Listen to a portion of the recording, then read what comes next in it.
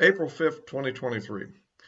Well, we've seen what's happened. That we already have President Trump now has been officially arraigned and pled not guilty to these absurd charges that this Alvin Bragg has made put forward. And I think we're beginning to get maybe a little insight into what the lay of the land is going to be going forward.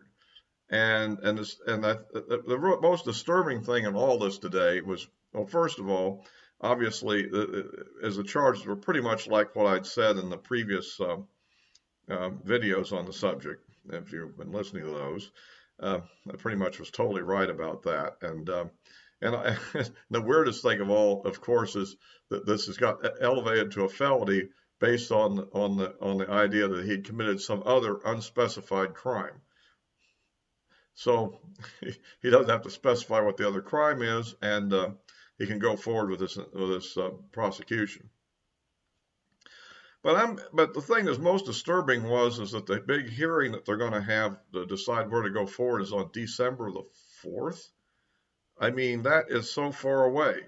I mean, we're basically, we'll almost be into the campaign for formally. We'll be well into the campaign by then. I mean, they'll have debates and everything else at that time.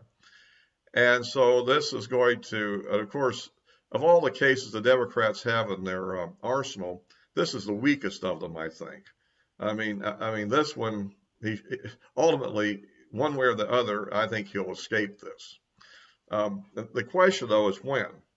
And I think now we're beginning to see what perhaps is the Democrat strategy. I was a little unclear what was going on, but now I've got some information that, in fact, this was coordinated with the Justice Department and so forth. And given that idea, I think we're beginning to see what's afoot here. Essentially, the strategy, I think, is to continue to present one set of charges after another in different venues, all of which are favorable to Democrats, and simply to drag this thing out all the way past the election.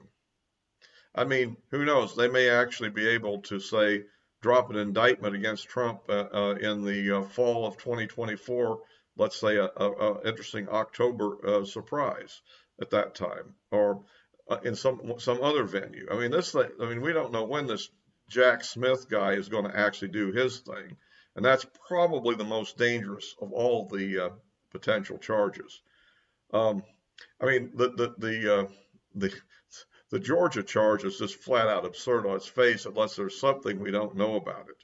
If it's all based simply on a phone call, which I've heard what was in the phone call, and I don't see anything criminal in that at all. And to me, that is just completely nonsense.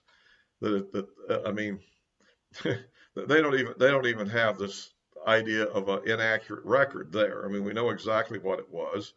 He was presenting a case for what he thought they should continue to look at the vote counts, and the Secretary of State of Georgia and his people had basically responded, no, we've looked at everything and we're confident in what we've done. And he points out, I only need this many more, and he said they're not there, basically. So, I mean, how that's criminal in any way, I don't know. If he said, I'll give you money if you do it, if he said, I'm going to do something to you if you don't, I mean, I don't know, but none of that was there. So that one is bogus. And I'm kind of doubtful that, but even still, if they get a biased grand jury, they can indict him and then schedule the trial for who knows when. And then of course we have the whole documents case, and of course the whole idea of trying to undermine the election counting process case. So all these things are looming out there as a way to sabotage Trump's campaign, obviously. So, by the way, please give me a like. It will help out with the algorithm. And if you haven't subscribed, please do. And of course, you can forward these to anybody you think might be interested, but just copying a link and emailing it, Yeah. So that's kind of the way I see it. Now I've of course, after this arraignment, Trump went back and made a very, I think, a very good speech in a sense of laying out all the facts, all the whole history almost of all these things that have been done against him improperly from the very beginning. And I mean, I'm basically moved by that. On the other hand, I do question one thing. Even if we admit that the judge is biased and should recuse himself from the case, uh, does it help for the defendant in this case to actually attack the judge? I mean, is he really trying to induce the judge to overreact and put some kind of a gag order on him? I mean, I guess the question is Trump trying to become a martyr, or is he really trying to win this thing?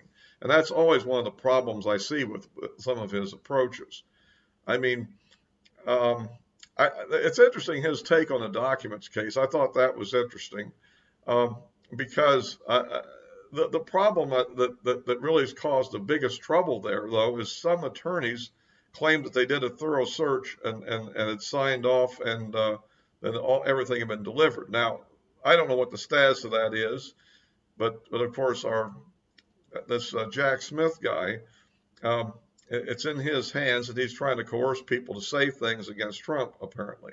And that's what he's claiming. I suspect it's true based on what was done in um, the investigation of the Russia hoax. That was exactly what was going on with Manafort and why he was left in solitary confinement for so long. In other words, we're not dealing with a fair system in this country anymore. We're dealing with a rigged system. This is not the America of the civics book. It just isn't. It isn't probably whether I think there've always been bad things in the past, and we all know that. And there were a lot of things, that were particularly certain groups were mistreated in various ways. But if any way you want to look at it, I guess mainstream traditional Americans are now the group that's going to be mistreated. Um, and so that's just the situation that we're in. And so the thing is, I would say this: if you ever find yourself on a jury, remember you can make any decision you want about it, no matter what you hear.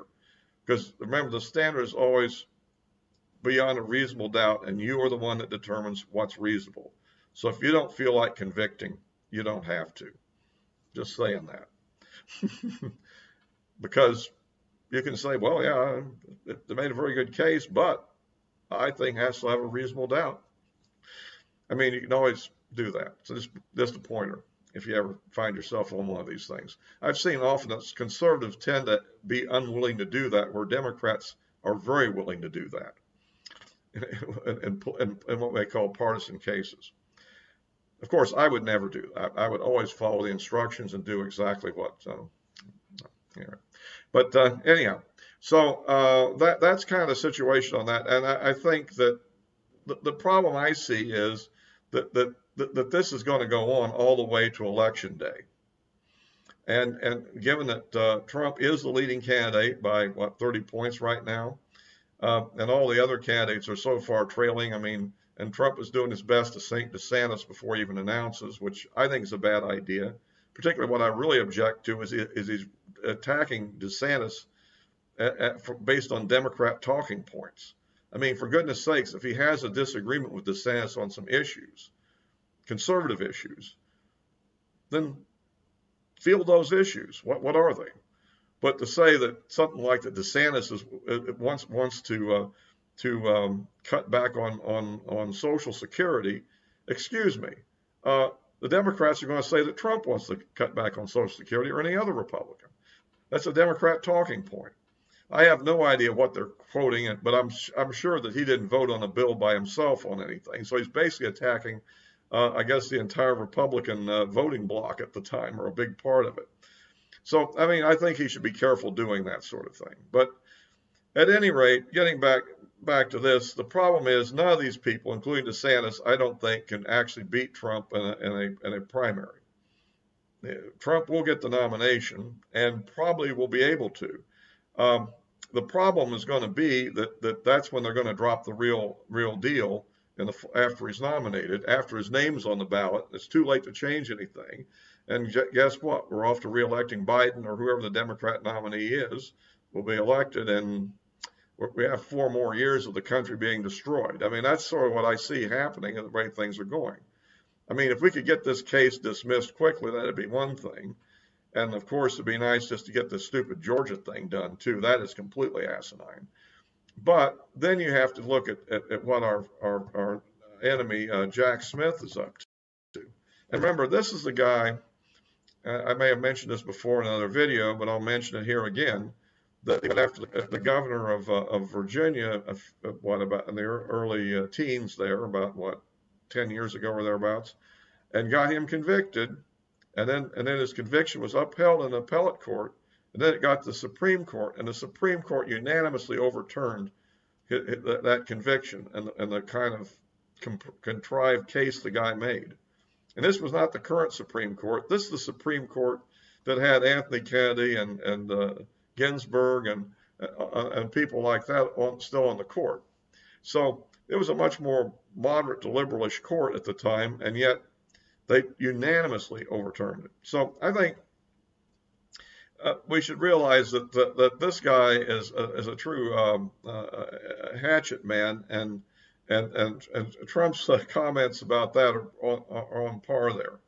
But and of course he would, of course, those cases would be tried in the probably in the D.C. court system, which is totally biased to the Democrats. A Democrat that's clearly guilty gets acquitted, and a Republican that's potentially innocent gets convicted in that regime. So that's kind of the situation we're faced there, which is the situation we're going into. But I think it's a sad day, but and Trump is determined to fight on. I certainly needs to fight for his own freedom here. But this is a very dangerous situation. Meanwhile, of course, the progressive won the mayorship of Chicago, as I understand it, and a Soros-backed candidate for the state Supreme Court of Wisconsin won also today, which seems like that basically people just don't ever catch on. They're caught in the area of making the same bad mistake over and over again. I mean, I guess the crime rate has to continue to increase. About all I can say about that. Well, anyhow, so that's kind of the way it is. And I guess one thing I would mention, it looks like I won't get too much into what's going on in the Ukraine war. I'm still tracking that. It does look like that recently the Russians are increasing their offensive into Bakhmut, and they're continuing to make gains. But you know, apparently we're helped out by a snowstorm that kind of grounded the drones for a while. And so anyway, we'll get to that maybe in another video, but I just thought I'd mention that too in passing as we wrap this up. Of course, as always, I'll post this on Rumble as well. And of course, the addresses of my social media accounts are in the description below. And this will be all for this time.